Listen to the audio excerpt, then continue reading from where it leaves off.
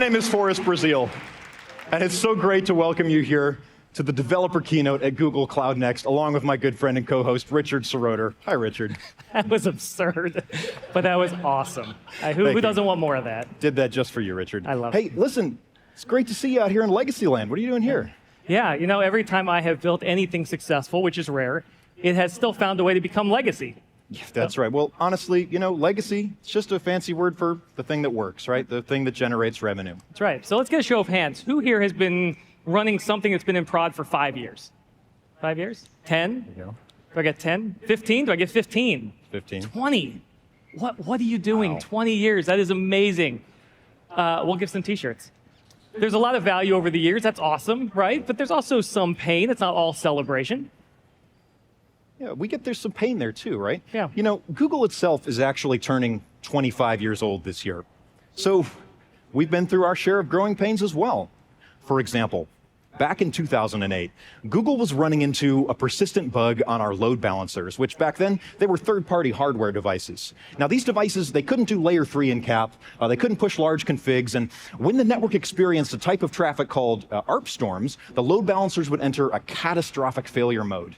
And the vendor said fixing the problems wasn't a high enough priority for them. Right. Now, our traffic site reliability engineering team said, fix it or we'll figure out another solution. And the vendor said, good luck. So the SREs decided to roll their own load balancing in software on top of commodity Linux servers. And that's how we developed maglev, which is the faster, more reliable technology that's been balancing all our data center traffic since 2009. That includes all our cloud load balancers, right? Yeah, the whole cloud load balancing family too. But here's my favorite part of the story, okay? Tricia Weir, who was one of the brilliant SREs who helped to launch maglev, she had one of those legacy load balancer devices bronzed. And here's a picture that she sent of it.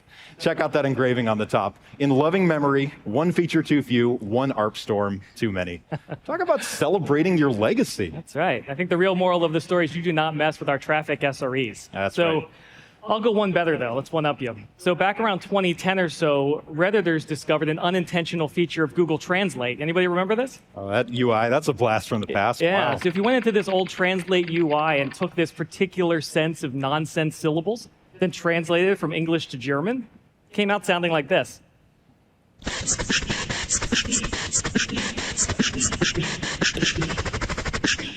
I mean, it seems pretty harmless. I love that little that's my favorite one. Yeah, it's pretty harmless, I would think. So, I mean, there was one problem with this service, though. It wasn't provisioned to be super large, so that beatboxing feature, you know, would mess things up if it ever went viral. So, of course, it went viral. Every time Slashdot or Reddit thought it'd be hilarious, they'd nail the service, and the service would fall over, and our poor on-call folks would get paged. Yeah. So the short-term fix was something we all do. We over-provision the service.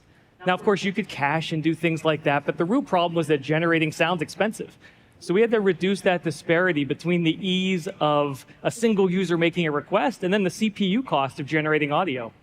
And that's one of the drivers that led us to the architecture innovations we enjoy today, like on-device ML translation and voice synthesis. That's right. You know, I love that story, Richard, because it reminds us that dealing with these surprising edge cases, right, in legacy workloads, it's a big part of how we innovate and take the next step past that legacy. Yeah, so look, so far you've heard a bunch of exciting announcements here at Next. You might be asking, all right, how do these help me out in legacy land, where maybe I don't get to choose a brand new tech stack tomorrow, and I have a limited number of innovation tokens I get to spend and business constraints on when and where I can spend them. So today, we're going to share some lore, if you will, about how Google engineers have rebuilt our own legacy over the years. And we're going to show you how some of the latest Google Cloud features you might have heard about so far at Next can help you do that too. But we're going to need some help. So we invited some very special people to help us out, some of our Google Cloud champion innovators. That's right. Yeah. The champion innovators come from all over the world. They are some of the top experts in Google Cloud, and they're solving real problems every day with Google Cloud. So they're going to help us figure out how to get the most out of all these brand new features. Yep. In fact, we have a pretty strong contingent of champions in the room with us today. Where are you at? Champions? There's our champions. There we go. Awesome. Great to have you here. That's an enthusiastic bunch. All right. Well, hey, let's meet some of our champions now. Confirm it's recording. There he is. And if you can remove your glasses. With the glasses off? Get you a little bit centered. Perfect. When we're talking about legacy, 레가시 Como atada. It gives me this uneasy feeling. I would say it's a robust CI/CD pipeline. ML のパイプラインが、最も緊急の課題です。Best possible hybrid solution. For us, it's putting generative AI to work. But then the key thing to me is always the talent, right? Security. Oh, sorry. Cut you off too early. Ayudar a que las personas puedan obtener un mejor empleo. Crash protection server on a Friday night. Technical level of people coming into the platform. Me hace querer capacitar a los niños con videos, blogs. Perfect world. In a perfect world, Perfect world. Training, learning. taking ideas and sharing it out to the community. Conceptos complejos de manera simple. Infrastructure and, modernization is all of it together to me. In a perfect world, all the technicians can make the investments they need to help our systems work right. That's fantastic. That's all we need.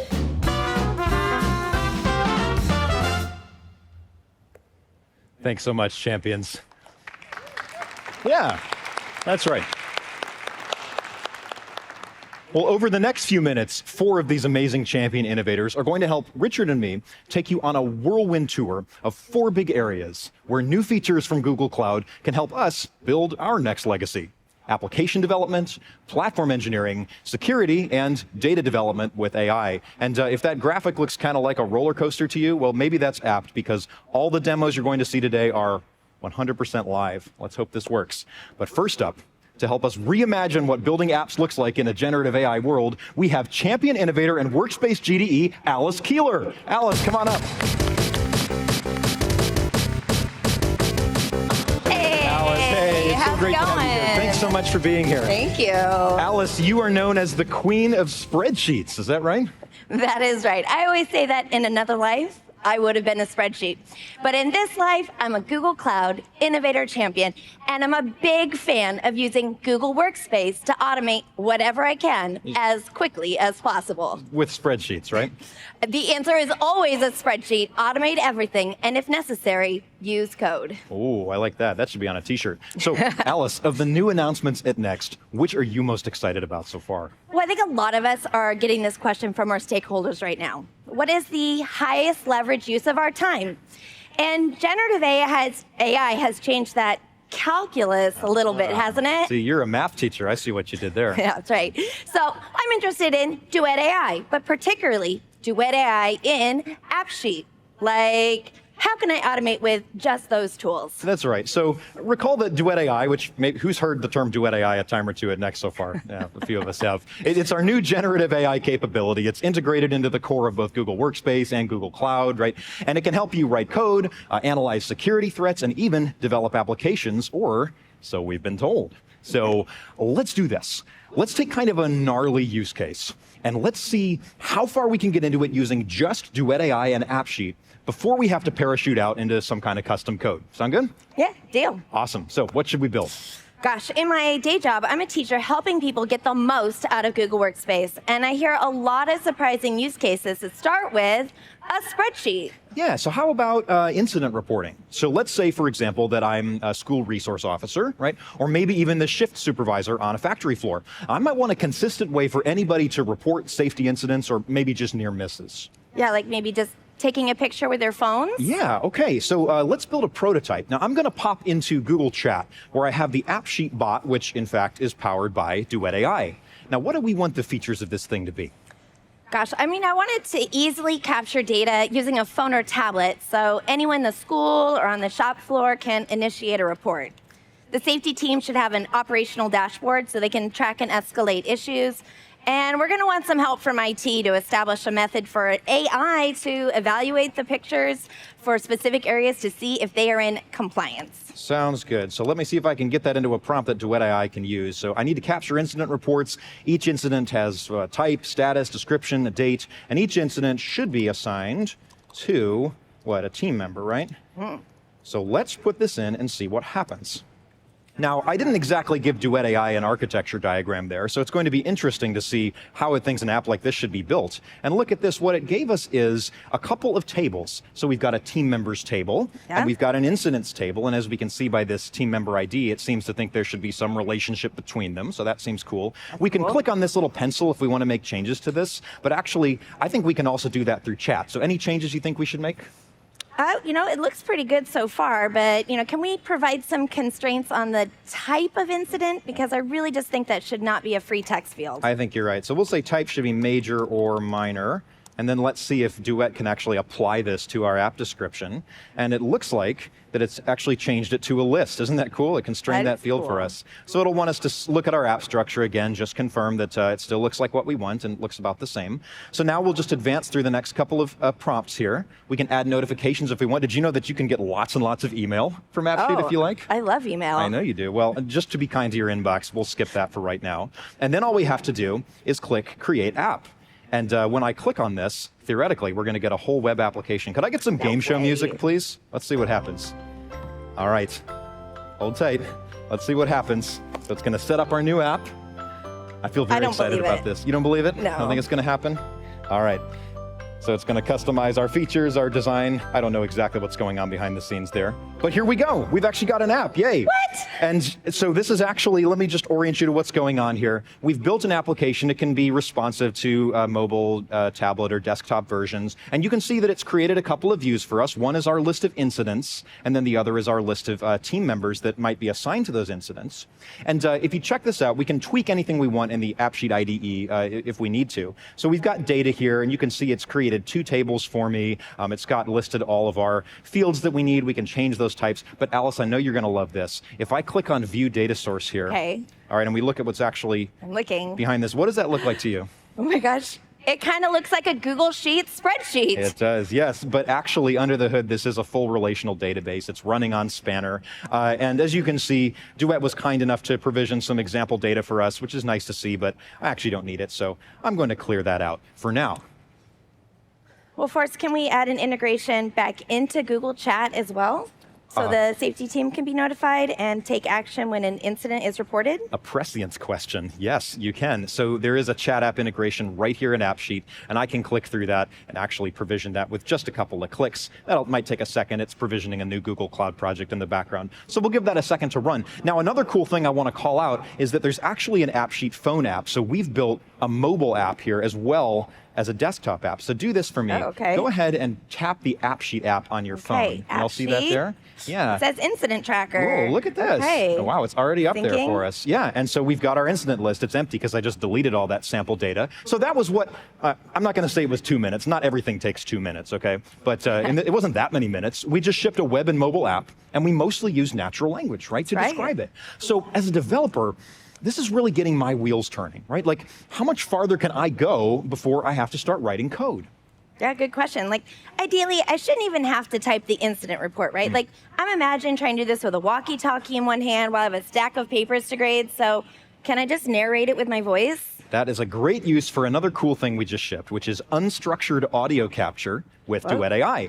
So try this. I want you to hit that plus button there. All right, and then hit the audio button, and we're going to see if we can just narrate this new incident report. So you don't have to, go ahead and hit the audio button for me. You don't have to like narrate exactly what's in each field, which is good because you can't actually see them right now. Just kind of tell Duet more or less what you think should be in this report, and we'll see if it can connect the dots. So go ahead. So I'm thinking, this is a minor security incident that happened yesterday.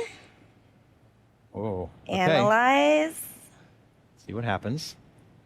Oh, it's minor incident. Minor incident. The date is, what is today? Today's the 30th. Yeah, so yesterday at 12 a.m. Okay. So we could tweak that by hand if we needed, but it works. So we'll hit accept values. Yeah, and then hit save. And then I should see that pop right back up here in the desktop version as well, because this is all pretty well synced. Yep, and I've got one incident there. Oh, and I should even call out, you don't have to have this boring list view if you want. We've got table views and gallery views and all kinds of different things that can show up here. Super, super cool. So we've been back to AppSheet, and we've seen that we've actually able to auto-classify that response into our form.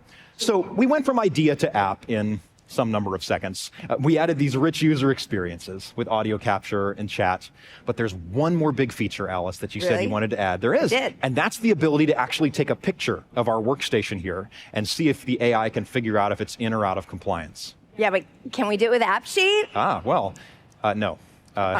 We're going to have to break the glass and connect this app. Good Lord. Connect this app to Vertex AI.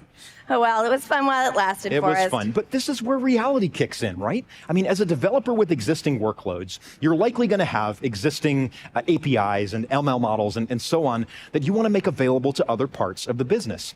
And it turns out that AppSheet lets you put a new front end on that stuff super quickly. While staying in the Google Workspace world of single sign-on with familiar forms and such? Exactly. So let's say that I've built an amazing Vertex AI vision model to help identify pictures of workstations that are out of compliance. Actually, let's not say that, let's show it. I actually have that app available right now. What? It's built out in a different Google Cloud project. It's behind an Apogee API, and it looks a little something like this. Okay, cool. So you can see some amazing developer styling going on in that diagram. But what we're looking at here is it's a cloud run service that fronts Vertex AI. It's going to run a few little prompts for us, and then it's going to come back asynchronously and call back to AppSheet. So theoretically, we should be able to add that into our AppSheet project. Not there, but if I go back to my data, we should be able to add it. If I click plus there, and we're going to hit Apogee API. And we've got this little inspections API. So if I click on that and hit add this table, it should come through. And this is my favorite thing. Check this out, y'all. It actually reads, like if I go to this new inspections table, it actually reads for me the Open API spec, and it pulls in all these fields for the new table. So it's got, whether it looks safe, Vertex is going to determine that, the image that we want to upload, all that good stuff. Isn't that cool? It is so cool, but I just want to clarify. You can trigger any API here, and that AppSheet is able to call via a webhook. Yeah. Now, I'm an AppScript fangirl, and I do love that you can invoke calls to AppScript in AppSheet, as well as Cloud SQL and Cloud Storage. And I love that you said AppScript and AppSheet 2 times in 3 words perfectly. That's incredible. All right, so what we're going to do here is wire this up as a new view in our app. Google Chat with Duet AI actually did this for us automatically before. But if I go back to my views and I hit plus here, look, here's Duet again. It's actually going to let us create a new view. And before I do that, I have to resolve a schema issue. So let me go back to my incidents table. Let's see what's going on here. Oh, it requires an image field for the incidents view. So check this out. All right, so we've got sometimes things don't always work exactly the way we wanted, but that's okay because I have a separate app on the side. What's a legacy rule? Redundancy, right? So check this out. I've got another application up here that I can use. So in my inspections list, I can actually wire up a view. And it looks like this. You can see I've got this inspections list right here, and it's got a sample workspace here with fire extinguishers and good things like that. So now we should be able to submit our own pictures back to Vertex AI to evaluate them for safety. Okay. So if you go back to your app view here, we're going to go back to our app that's good and perfect and working, a cool corporate app. All right. Very good. And then go ahead and hit that plus button. Okay, I'm going to hit and the let's plus see if we can button. capture a picture. And I see that we're going to take a picture. So can we snap a selfie of us? Let's take a selfie of the whole room. Does that work? Oh, that works. Awesome. All right, so take a photo. Here we go. Everyone say AppSheet. AppSheet. Awesome. All right. Okay, save. Let's hit save. All right, and now if you pop open this card here, Okay. it's going to take a second for Vertex AI to read this picture, and I want us all to just take a moment and enjoy this live demo moment that we're in together. Isn't this wonderful? It's the best. Just sit with this for a minute. Don't feel uncomfortable. Feel comfortable here. This is a great place to be, isn't it, Alice? Okay. And look, here we've we got go. this. A man and a woman are posing for a picture in front of a screen that says broadcasting on it. That's not too bad. That's not too bad. Awesome. And it says it looks safe, so we're in compliance. Amazing. We are safe. I love this because everything from the cloud function backwards can be owned by me, the developer, and my team. But this gives me the option to let some of those business teams put together their own dashboards and reports and so on, and lets me focus on where I can provide unique value. That's exactly right. So in just a few minutes, what did we do? We shipped a web and mobile application prototype using natural language prompts. We built an audio capture with Duet AI, and we called out to other APIs and machine learning services on Google Cloud. All that is table stakes now. Right? So that just means we get to think even bigger. Always. Alice Keeler, thank you so much for being here. Thank you so much, Forrest. Amazing. This was fun. Thanks, everybody. Appreciate you.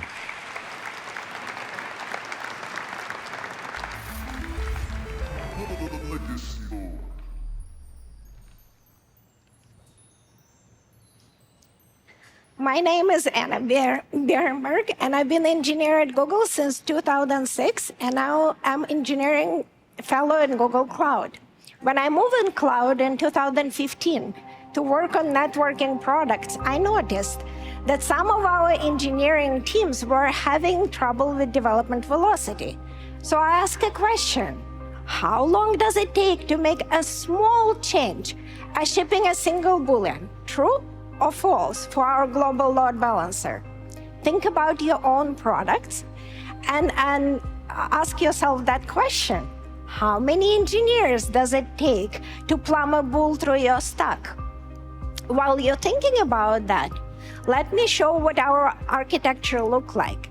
This is a real microservice graph of the path the bool had to travel from the time customer had to configure it to the time it took effect on load balancer.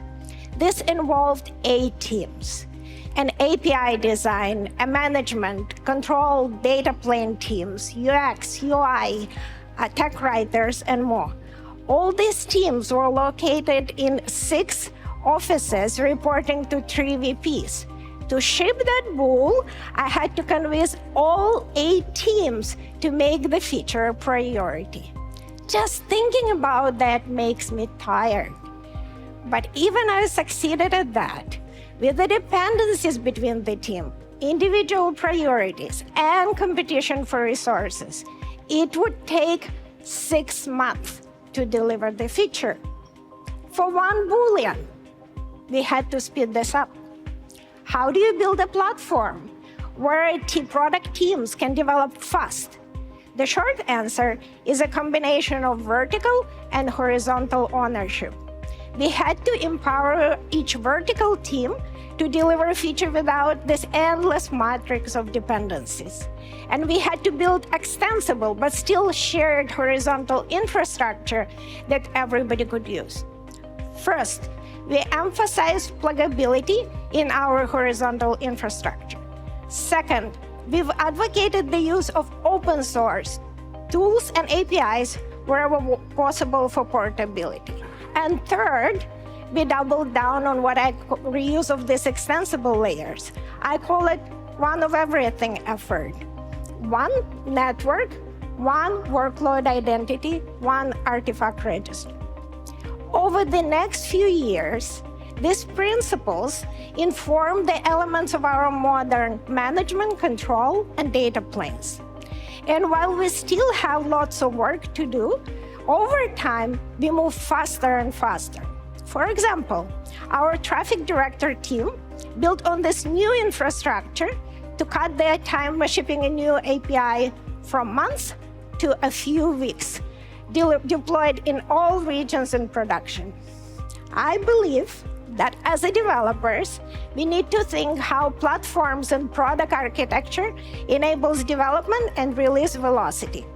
Whether it's through pluggability, portability, or reuse of shared services, our goal is to deliver the best functionality as quickly as possible, one bool at a time. Thank you.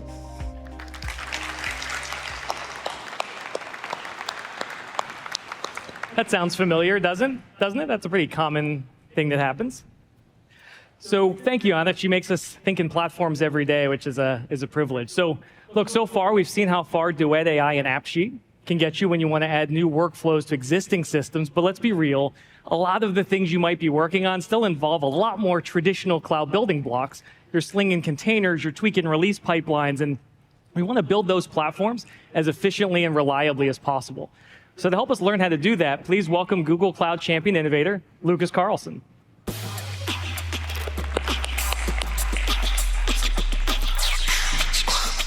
Hello, hello, hello. Great to have you here. Stoked to be here. Yeah, I can tell. You're pumped. Lukas, what is your kind of biggest focus right now as you're thinking about managing infrastructure for cloud workloads? Well, I would say the 3 main things that I'm always trying to improve. First, how our applications respond to scaling events. How do we better handle surges in traffic? Sure. Second, we want to make sure the infrastructure is easy to maintain for our platform engineering teams, so they can spend more time doing things that add value rather than just keeping the lights on. And finally, we always want to make sure that we can build experiences that are more personalized for our customers. Nice. Well, I happen to have an existing workload here I want your thoughts on. It is a dynamic Python app deployed to Cloud Run. So for anyone to follow along, not right now, you're focused on me, but later, I got this from one of Google Cloud's Jumpstart solutions. So these are guided deployments for a bunch of different application scenarios. You can check them out anytime. It's an amazing way to try the cloud. So let's take a look. What I'm going to be showing you here is one of the Jumpstart solutions. This is a dynamic web application I just deployed. You can see we show you the reference architecture. There's tutorials built in, and you can see it's pretty straightforward, right? I've got some containers in Cloud Run. I'm using Postgres. I'm even using Cloud Build for CI and CD here. And I see you got Firebase for your CDN, so sweet. Nothing gets past you. Yeah, that's right. So look, this is a great app for a retail store, but let's say it was a V1. We've learned some stuff, right? That's been running in production a while. We've seen some issues we want to improve. So first, we want to revisit some of the assumptions on scale, functionality, and even deployment strategy. So we've learned we've got some spiky usage and need to scale. So what's my plan there? Well, there's been a lot of new features released recently in Cloud Run especially. And so maybe some of those might be useful here. I like your thinking. Let's start off with how we might handle surges in traffic here in Cloud Run. Okay, so the first thing you want to do is check your minimum and maximum instances. All right, let's see what we got. So let's see. Yeah, look, I'm being cheap. So it looks like you got your minimum instances set to 0. So let's bump that one up to 1. That's fair. Great. With your minimum instances set to 1, you'll always have at least one container running ready to serve traffic. Now, we should probably keep an eye on utilization, so let's check on those max instances. They might need to be raised as well. All right, I'm not made of money, so we just got to Okay. that limit there. So setting that minimum instances bit solves that 0 to 1 problem, but as those instances scale up, I still have a cold start, right? Indeed. So there's actually another really cool feature that came out, a preview recently, that you might want to experiment with. It's called CPU Boost. All right. CPU Boost allocates more CPU at startup time specifically to reduce your cold starts. So this can actually cut startup time in half for some workloads, but it's actually language and package dependent, so you might want to test it out for yourself. All right, yeah, it's just a single checkbox. I feel so productive. So look, the initial experiment proved that people like the app. We'd fixed some of the scaling, but now we want to push it to more places, from just one region to maybe multiple. This is where Cloud Deploy can come in. It's one of my favorite services. Mine too, actually. So Cloud Deploy is fully managed, so it works with GKE and Cloud Run, and it's actually also seen a ton of upgrades since being shipped last year. Right. For our app, we want to make sure that we can move the app from dev to test to prod. Okay. Perfect. So Cloud Deploy also recently added the ability to deploy to multiple targets in the single stage. So for example, imagine deploying to 3 different regions at the same time. That's super useful. That's super nice. Yeah, I love that. So I can trigger this pipeline with a single CLI command. I can even do it in the UI now. They just added that. In real life, you'd probably run this as the final step in your CI process. Exactly. All right, so let's jump to the console and see this in real life. I just deployed this backstage. Here we go. Okay, so what I really like about this improved UX in the Cloud Console here is you can see all the things you need to see. For example, you have your running pipeline here, you have all the DORA metrics, and then you can see all the information about each release. Yep, and even promotion between environments is easy. Canary deployments, it's awesome. So if you try one service after next, try Cloud Deploy. So look, we fixed the scaling needs of our app, but what about some functional improvements? We got the easy stuff, but now let's actually kind of fix some of the app. We've noticed that it's a retail app, right? So we have some abandoned carts, a little more than usual, and we want to poke those customers. It's a good idea. I don't know, let's see if Duet AI and Cloud Workstations can help us write some code. Excellent. You can't say no to me. All right. So if we look at the application, there we go. Okay, so I'm a big fan of Duet AI doing auto-completion of code, but also it can generate entire blocks of code. Here, for example, you have a comment. Just from that, we can generate all the code we need to talk to Postgres database, to loop through the rows, and then to email each customer that has an abandoned cart. That's right. I like your confidence, though. Let's see. There we go. Yeah, so generate a ton of code for me. Great. Look, my parents raised me right, so I'm also going to add some test coverage to this. And so right from the IDE, I can pick the operation, or even do it right from chat, but I could pick the operation and say, generate unit tests. It'll jump over to the Duet AI chat, right, where we can ask questions, but it'll also throw me some unit tests, which I can copy back into my code, run them, and make good choices here. I love this feature so much. I'm actually talking about this a little later, so feel free to come by to that. Nice. So in reality, you wouldn't want this background task that's going to be emailing people about abandoned carts to be like built into your web app. Right. You probably want to run it as like a scheduled job or a cron job in Kubernetes or something like that. Now for me, actually the way I prefer to do this these days is using Cloud Run Jobs, which is a new run to completion capability for background work. It hides all the infrastructure complexity, just like everything else in Cloud Run. Serverless. Love it, serverless. So let's deploy this new email reminder service to a Cloud Run via the job. We can jump back into the console. And you can see, look, it's really easy to build new jobs. If you like Cloud Run, it's the same sort of simple process. Pick a container, pick how often it runs, and you're good to go. I can use the UI, the CLI, even Terraform to deploy this. Terraform. So once I have the job running, we can see that this email sender is set up to run on a schedule on a regular basis. And when it's not running, it costs me nothing. Serverless. Serverless. Awesome. So let's take a step back. Think about what we just did here. In just a few minutes, we made our application more performant with CPU boost and instance configuration. We use parallel deploys to actually serve this in more regions, different users. And then we're running fully managed Cloud Run jobs without writing a whole ton of code that we have to maintain. Perfect. Yeah. I would recommend that if you're using Cloud Run, you might want to take a few minutes and check out some of the recent feature announcements and see what capabilities are available to you. That team moves pretty quickly, so you may be surprised at what you find. That's right. Well, let's hear for Lukas. That was awesome. Thanks, bud. Thank you so much.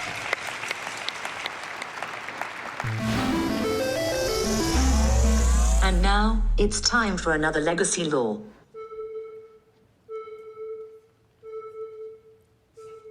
December 9th, 2021 was a dark and stormy night.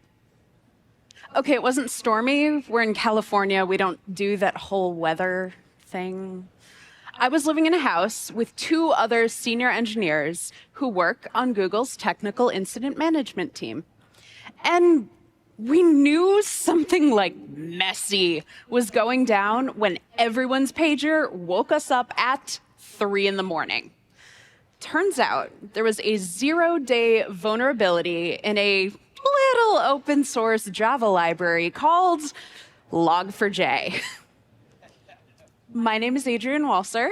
I've been a technical program manager in SRE at Google for more than 10 years. And I work in incident management. All right, cue the music. Whew, that makes me sound cool. Log4j is a popular logging framework for Java applications. And this 0-day announced a well-publicized way that unauthorized users could execute code on your computer as you. That's scary for one computer. Multiply that into the billions to represent all the production services, all the internal applications, all the build tooling. Any customer compromise is unacceptable. And this 0-day announcement kind of kicked off a race against the clock to patch everything before any malicious actor can try anything. Our security lead immediately said, "Security folks, we need a patch and we want full forensics on any potential exploits. Technical incident response team, tell affected folks what's happening and roll out the patch." Easy, right? Well, this is where Google's legacy is kind of a double-edged sword. Google Search was released in 1998. And ever since, our product lineup has been expanding through innovation and acquisitions like Android, YouTube, Looker, those folks from Mandiant you heard from yesterday. This means that our systems do not have consistent backends. So how do you determine who's calling the Log4j library? Who's even responsible for managing that? We weren't just looking for a needle in a haystack. We were looking for 1,000 needles in 1,000,000 haystacks. We don't know where the haystacks are located, and some of them might not even be hay. So how can we make this happen? Super fast, at Google scale. Clear communication and coordination were key. So my team went back to the basics, breaking the problems down into smaller, manageable chunks with old school classics like spreadsheets, documentation, and flowcharts. I love flowcharts so much. Here is the original chart that I drew to help our teams follow the right process for patching Log4j. Doesn't have billion steps. It just communicates as directly and simply as possible what every team needs to do. Now, we never found any instance of a successful exploit of Log4j at Google. But a week of round-the-clock security updates left us feeling rough. Incident management it's a human expensive activity, and it really takes a toll on the people involved. That week, my household went through like 2 pounds of coffee beans and 0 showers. Not cute. But if you were on Google Cloud that week, you had one less thing to worry about. We were a well-organized force of caffeinated brain power, so you didn't have to be. Now, moving beyond our back-to-basics approach, we've since established a specialized cloud technical incident management function to provide clear communication and coordinated responses to future incidents, delivering that kind of cloud customer experience that our partners deserve. May your pagers stay silent. Thank you very much. Wow. Thank you, Adrienne. Boy, who here remembers where they were the night that the Log4j vulnerability dropped? Yeah, it was a sleepless night for a lot of us, but thankfully less than it could have been, thanks to Adrienne and her team. Okay, well, hey, it's great to be back with you. Let me, without further ado, introduce you to our next champion innovator, Mark Johnson. Mark, come on up here.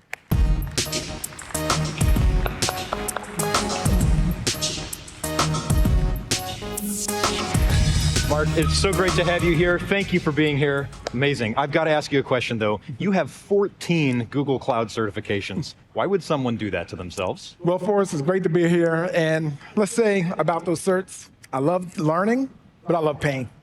Yeah, well, apparently, given that you also work on cloud migrations in your day job, is that right? Absolutely, all the time. And, you know, working with big enterprises, it's a lot of fun, but change is always constant. Always a constant. And listen, we've explored how some of the latest Google Cloud features so far can help us build apps in new ways, right? And how they can help us run them faster and easier. But in the real world, in the legacy world, we have even more things to think about, don't we? So you know we got to talk about security. Got to talk about security. So take, for example, that little Cloud Runback app that Richard and Lukas were looking at a moment ago. What do we need to do to make an app like this and its deployment process safe for production? So the first thing I would ask is those Cloud Run services that you were deploying, how are we going to vet what's packaged into those container images?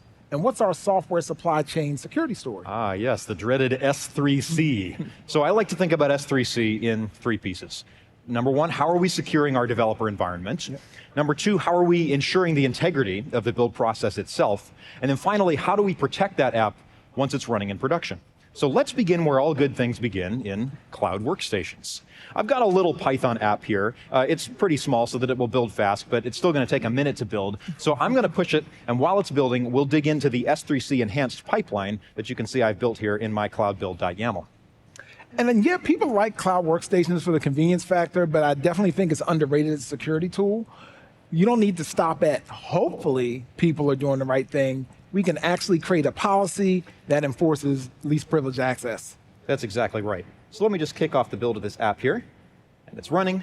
And while that's running, let's take a look at a previous run, actually, that succeeded. So I've got Cloud Build up here, and you can see I've got a couple successful runs. And when we take a look at this, notice we've got a bunch of steps, let me pull this out so you can see it a little bit better, that are leading us down to something called binary authorization.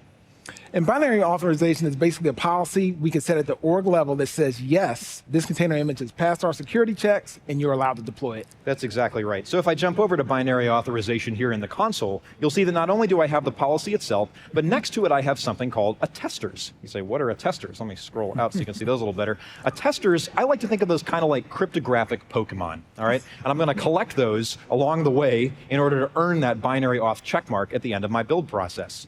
So the first one you see here is is called Assured OSS. Now, Assured OSS is a repository of packages that Google pre-vets to help make sure that my Python packages aren't malicious. How do I make sure that I'm using Assured OSS? Well, I get to decide. In this case, in my cloudbuild.yaml, I'm calling a script called assured OSS bin-auth-z.sh. And that's actually going to check these packages. It's just doing a compare. And if it finds some that aren't in assured OSS, it's going to fail my build. Otherwise, it'll update the attester, and we'll move on. And this is why it's so important to have a hosted build process, all those checks running on the cloud build side. So if you have people pushing code, these attesters are not going to get signed. That's exactly right. Yeah. So I also see you have an attestation to validate our container structure as well. Yep, you can see that right here. And then I've got a third one that's actually making sure that if I've got any vulnerabilities in my containers that I flag the build, and I'm using something called Critus to do that. That's an open source security policy enforcer that uses the Google Cloud Container Analysis API. It's super cool. And for those of you out there trying to be systematic about how you put together a software supply chain security flow like this, I do recommend you check out the SALSA levels at salsa.dev. They can help you identify how mature your security checks are and what you may be missing. That's right. So if I go to Cloud Run, where again I have the most recent revision of this app running, and I move over to the security tab, we can see in this Cloud Run Security Insights view what all this looks like when the attestations pass and the binary authorization succeeds. I know it's a lot of metadata on each step, but you do have your Salsa build level for you here. You've got any fixes that you need to look at, and you've also got your provenance. So I'll zoom in so you can see that a little better. Not out, in, how about that?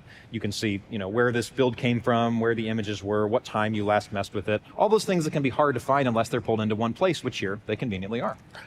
And it's also important to call out here that all these insights are also available in the new GKE Enterprise now via the Fleet View. That's right. So if you haven't seen this yet, because I know it's new, this is what the Fleet View looks like for GKE Enterprise. I've got a couple of GKE clusters running in this environment. And you can see I've got this kind of top level view that shows me any misconfigurations or vulnerabilities in my environment. I like that it has this concerns tab. I want a concerns tab for my life. That would be super cool. Have all of those things stack ranked for me. But at least we have it in GKE. Actually, let me show you one other thing that's really cool. We have this advanced vulnerabilities section down here, and these are not just container level vulnerabilities. It's actually going down to the language package level. So you see these Go vulnerabilities that it found? It's finding those in your running containers. And I love how this isn't just some point in time assessment that happens when you publish something to your container registry, which you can and should do, by the way, and Artifact Registry can do it for you, but you can actually use this to assess risk for containers that are currently running in production. And the best thing is, there's no cost to run either of this. So I tell all my clients who are using GKE, just turn on security posture in that Fleet View, literally no downsides at all, and it can come up big for you someday. That's right. So let's get back to that build. I kind of feel like we should break something, make it real. I agree with you. I don't believe something's working until I've seen it fail. So this is where I come clean. I confess to you that before I pushed that code just now, I secretly took one of the CVEs out of the allow list in our container analysis step. And so without that, we should see that our build has failed successfully. And it has, so that's good to know. Forrest, you double-crossed us. You're playing games. An insider attack. You got to watch out for those too. So we should also call this out in certain situations. If you choose to bypass binary authorization enforcement and deploy or serve a container that violates the policy, you can click the break glass button along with a justification. That's right. So you can see here all this scary red text saying that the binary authorization failed, and I can click that break glass button. This will be captured in the cloud audit logs, but of course the permission to bypass that should be provided very selectively, if at all.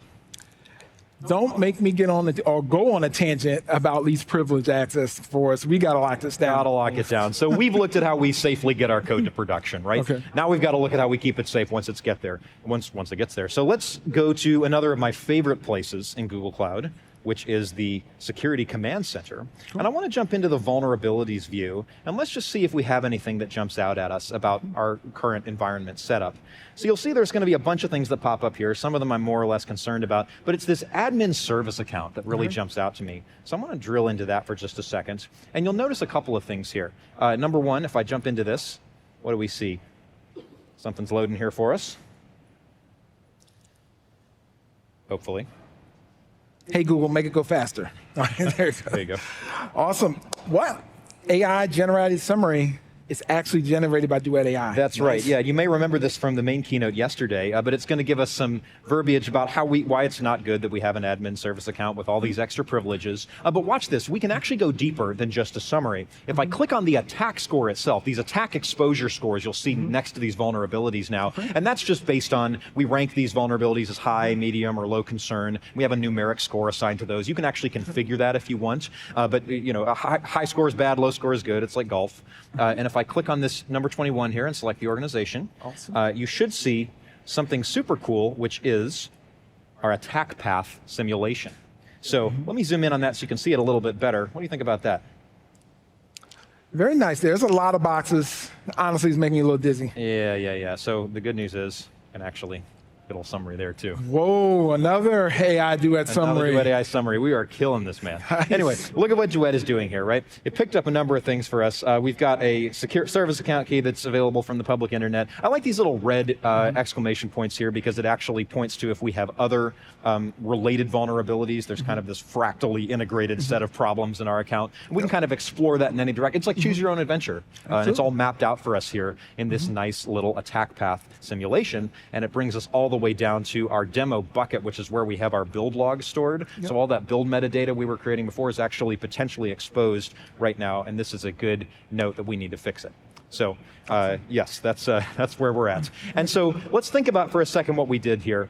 You know, I've got my service accounts. We've popped open these boxes to get Duet AI summaries of the problem, and ideally, we've pointed us towards steps that could maybe keep our environment safe.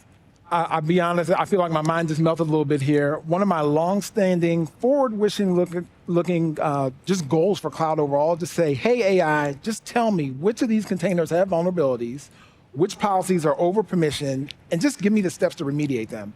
Don't make me guess, don't make me put together a bunch of tools, and it really feels like we're starting to get there. I think we are. Mark Johnson, thank you so much. Thanks, Forrest. For helping us dive into security on Google Yes, Cloud. Appreciate you, man.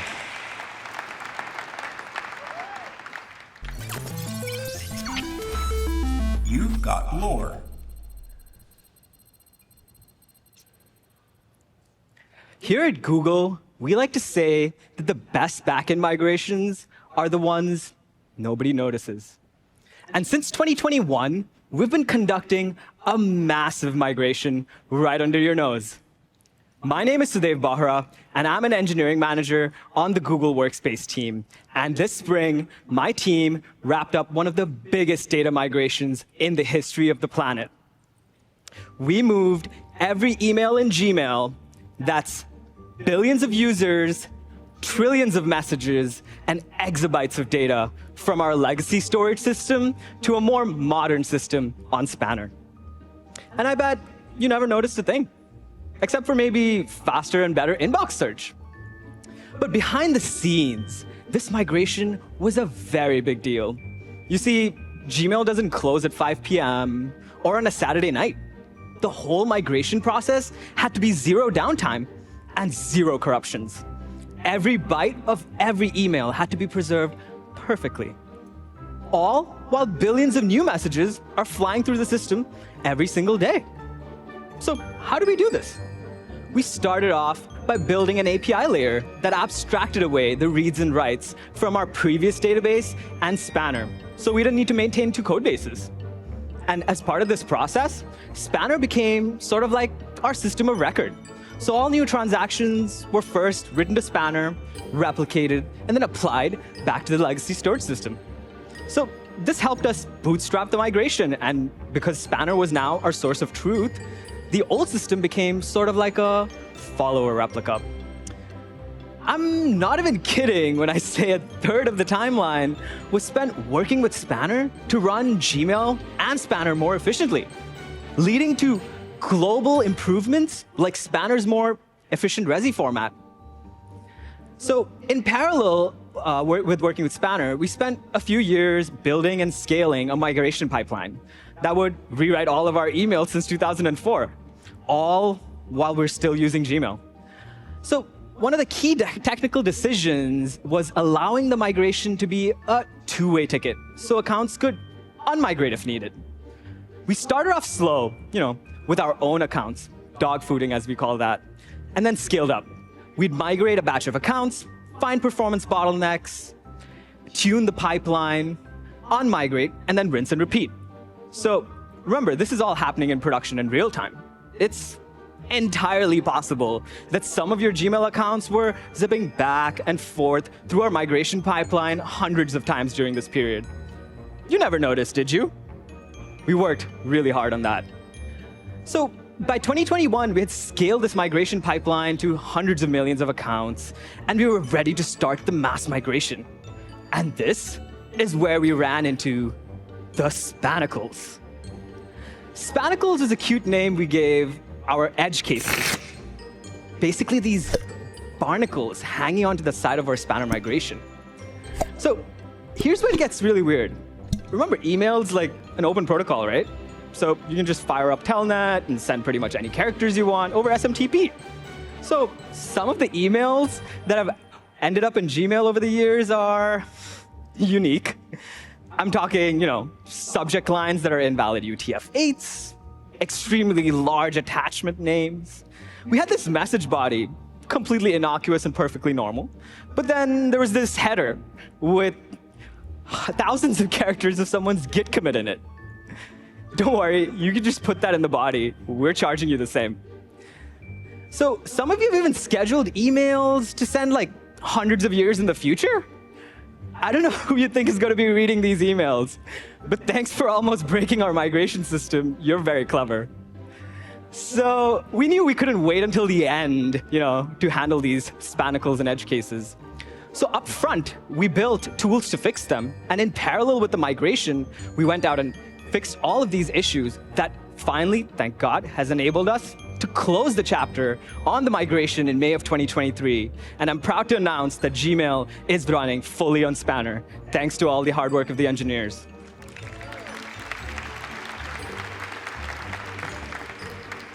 Thank you. That whole relational databases don't scale doesn't really apply to Spanner. It's proven its horizontal scalability. You're all living on it. Oh, and we love that blazing fast SQL. We're thrilled to be in a fully managed service. We get to focus on the business and features of Gmail, and Spanner continues to improve and deliver performance gains all auto-magically.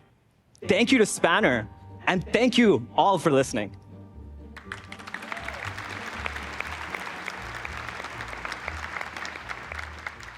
That was great.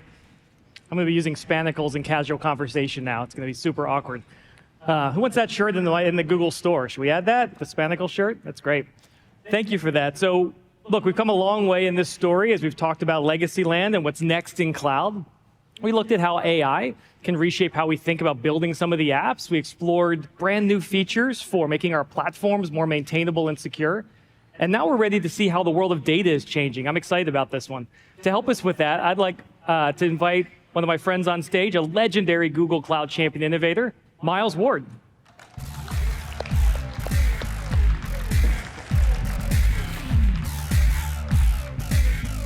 Good to see you, man. Thanks for coming. Thank you. Yeah. I was pretty excited about this. I brought an electric sousaphone. Did you forget yours, or? I didn't even know what the sousaphone was like 4 days ago. I think the next Dev Keynote is just you shredding on brass instruments for like 60 minutes. I will rock at least as hard as Spanner rocked for Gmail. Sudhiv's got it. Yeah, I'll bring my kazoo. It'll be good. So, Miles, you help some of Google Cloud's biggest customers find new ways to cloud on a daily basis. I have to believe you're hearing a lot about AI right now. Once or twice, right? Occasionally. It's not a buzzword, folks. This is an existential question for all of us as developers and businesses. I'm thinking about a project that we've done together with a customer of ours. They have not tens, not hundreds, but thousands of internal, distinct data sets of totally unmaintained lineage. Wow. It doesn't matter. You could have hundreds of analysts. Nobody can clean that up by hand.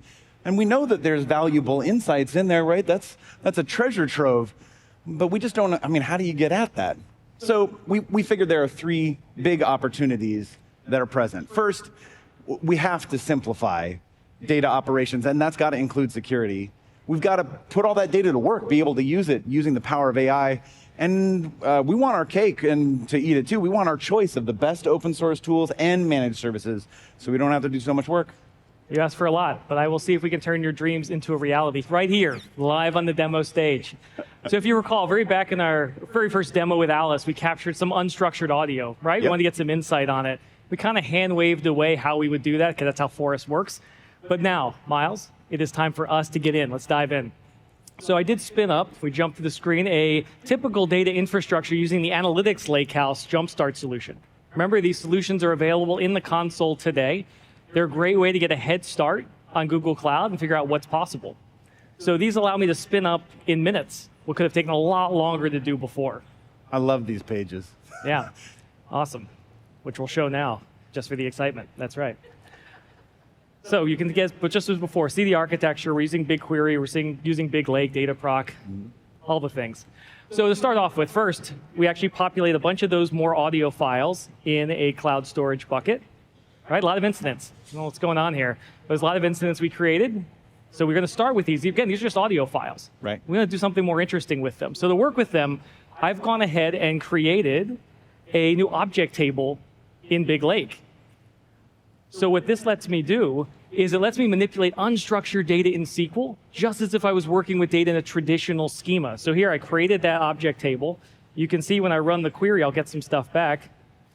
And what's cool is it's not just listing it in there, it's actually refreshing this. And it's constantly pulling in those media files, and now I have a reference to them in this table. Just take seconds. I'm such a huge fan of how this big link model, it simplifies the security operations of working with data like this.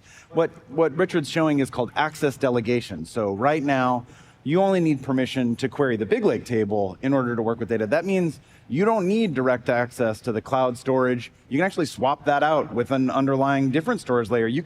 It could be anything. It could be S3, you could be on Azure Blob Storage, and all the permissions you need are just the access to data Big Lake. I hope everybody caught that, because that's a big deal when I can be swapping out that underlying storage layer. Bring your own blob, as I never say. Why am I saying that here? But that's something you would say.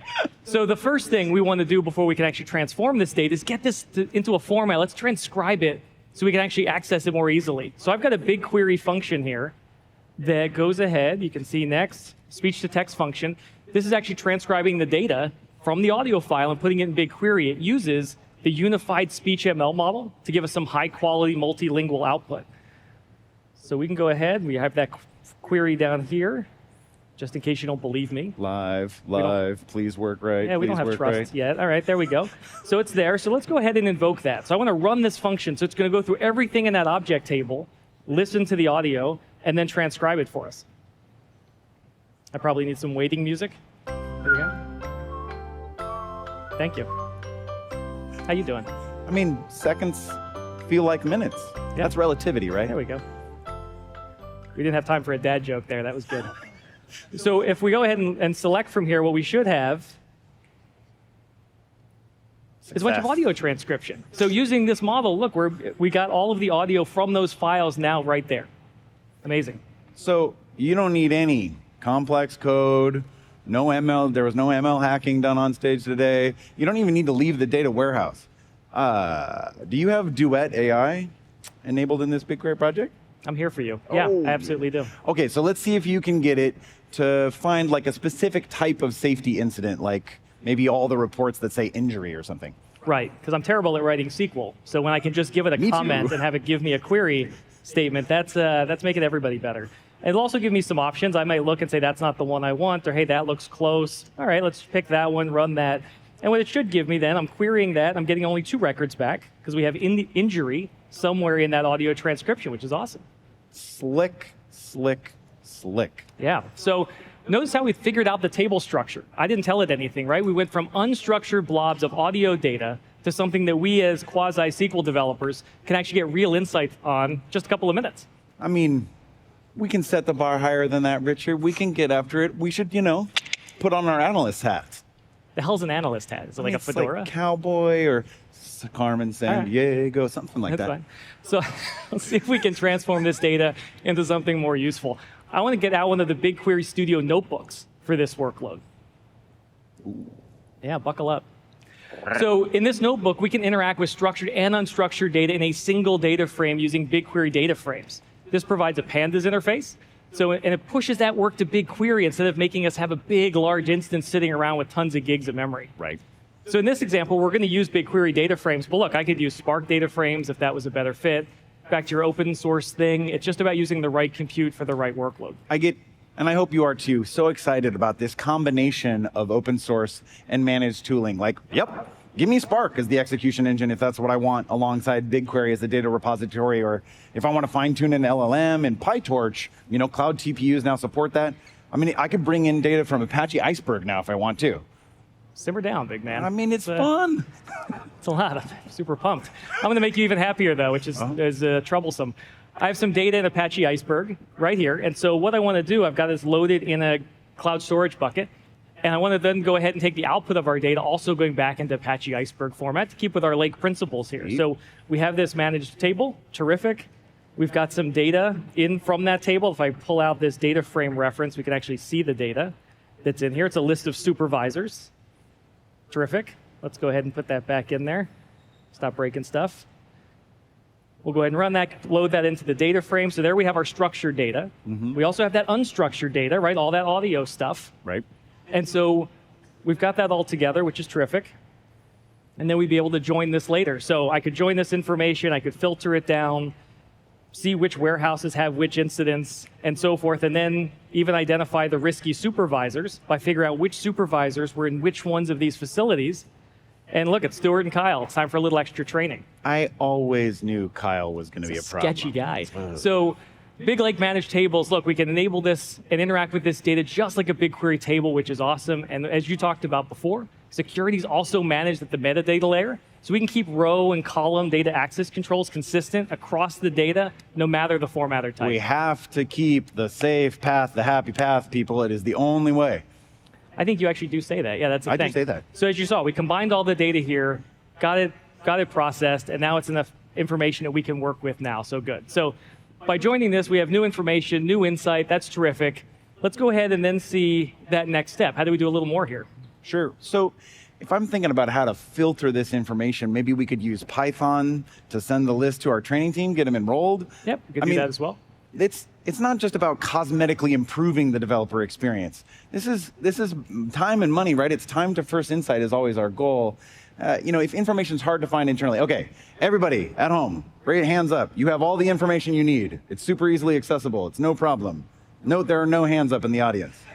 I mean, making information easily accessible and useful, that's like the Google thing, right? So maybe we should make it the easy way. Yeah, so that's good. We've had some fun manipulating that data, but we really want to get a little more out of this. How do we get some more value? Maybe we want to summarize these incidents as well so we can find out which factories have which trouble spots, things like that, take some action, make sure people stay safe in there. So here's where it gets fun. Look, under the hood, BigQuery Studio notebooks are built on top of Colab Enterprise. This is the cloud-ready version of Google Colab notebooks that many of you have known and loved for years. So when you're ready to take off your analyst hat and put on your ML engineer hat, what hat is that? We can switch over to Vertex AI. Okay. Look at this. This is the same notebook. So this is the same notebook we're looking at, same data frame, same code, all of it, but now I'm using Colab Enterprise in one environment. Seamless. Can you call Palm?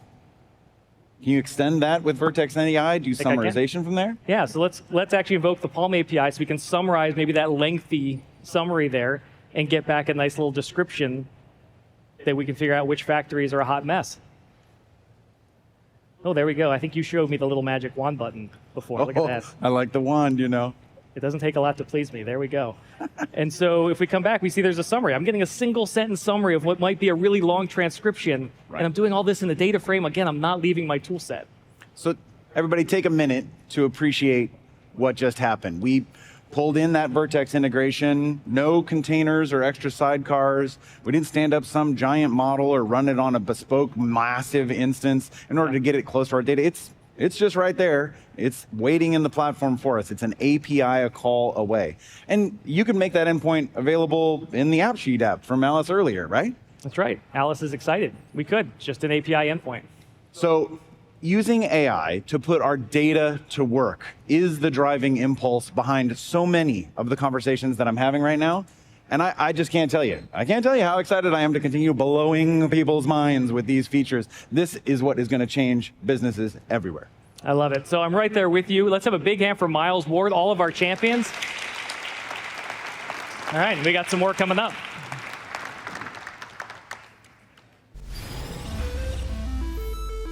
And then, the final legacy law. Hi, I'm Urs Hölzle, and I work on infrastructure. But back in the dark depths of the last millennium, my first real job was to be a programmer on an IBM 370 mainframe. But then, pretty much in the first year of this job, IBM brought out their first business PC, the IBM PC. It had just 128 kilobytes of memory, kilobytes. Slow processor, pretty thin software stack, but when I benchmark it, it was actually, the performance per dollar was really good. And so, 18 years later, when I started as a search engine mechanic at this little startup called Google, it was natural to try and build it on top of PCs because their price performance was still unbeatable. And the software stack was still pretty bad, but there was this thing called Linux, which sort of almost worked. Now, physical networking was still a problem back then. It took a while to get an affordable fixed line between our first two data centers in Santa Clara and Sunnyvale. And so when it came to copying a new web index, a new search index from one place to another, it was really hard to beat the bandwidth of a Honda full of hard drives. And I'd like to tell myself it's going to be okay. In 2023, we're going to have this awesome global backbone where this index copy just takes a few seconds. But, we had to start small before we could grow into where we are today. Now, the other problem you get with thousands of PCs, with thousands of disks, is that it's kind of hard to keep track of where your data is, and disks break all the time. Now, two decades ago, one of the first things we did is we built a distributed file system to manage these disks. And then 13 years ago, we replaced it with a more resilient version that's called Colossus. And to this day, every single byte you store in Google Cloud, in a VM's disk or in GCS or in a database or in a Google Drive file is still stored in Colossus. And now the other problem, of course, with these thousands of PCs is how to manage them and how to place workloads on them. In the beginning, we had Python config files and a little MySQL database to kind of keep track of them. But then about 20 years ago, we built the first version of Borg, the system that to this day schedules all your workloads in Google Cloud. And then about a decade ago, we released a open source version built on the same ideas. You may have heard of it. What's it called? Kubernetes, that's right. And just to close the circle, mainframes are still around. And today, you run Kubernetes on them. So in fact, that's kind of the story of almost every software and hardware project and software and hardware stack. For sustainable success, you need to learn the lessons from the past and, so you can invent the future, right? And some call that legacy. I call it building on the shoulders of giants. And after 20 years in management, actually recently, I've returned to my roots as an engineer, and so I'm going to be working with the giants on our technical infrastructure team to continue shaping the new way to cloud. And all of us at Google are really looking forward to seeing what you will build next on that cloud. Thank you.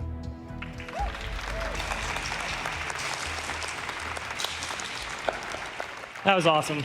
So look, what's in the legacy? Today, we've seen that the way we prototype our apps, the way we modernize our platform, secure our workloads, even the assumptions we have about our data, they're not choices that we have to be trapped in the past. We can challenge our assumptions even while we celebrate what came before. That's right. And now it's time for all of you to go build your next legacy. Google Cloud Next will be back in April of 2024 in Las Vegas, Nevada. Save the date, save your money. We hope to see you there.